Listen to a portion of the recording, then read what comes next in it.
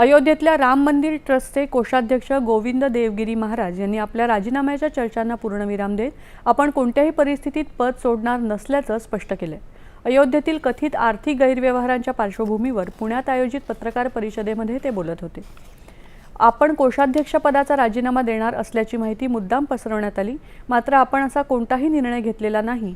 Trust सोबत राहणं हीच आपली भूमिका आहे आणि ती कायम राहील असं त्यांनी सांगितलं। या कथित गैरव्यवहाराबाबत सुरू असलेल्या चौकशीवर त्यांनी समाधान व्यक्त केलं। ट्रस्टचे माजी महासचिव चंपत राय यांनी स्वेच्छेने राजीनामा दिला असून त्यांच्या आणि विश्वस्त अनिल मिश्रा यांच्या हलगर्जीपणामुळे ही घटना घडल्याचा आरोपही देवगिरी महाराज यांनी केला।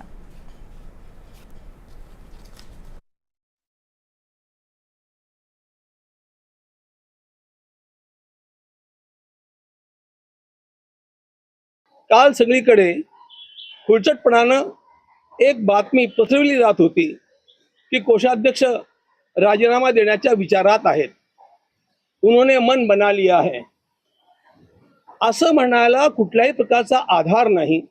मी असं कधी म्हटलं नाही, मी असं कधी व्यक्त केलं नाही, मी असं कधी म्हणणार सुद्धा नाही की कोषाध्यक्ष पदाचा राजीनामा मी द्यावा, अशा प्रकारचं मी कधी ध्वनितही केलं नाही।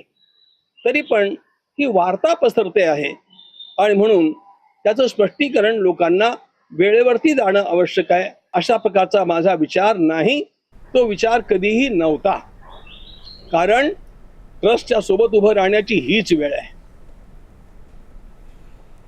शहरी विकासात सृजनशील बदल घडवून आणण्यासाठी शहर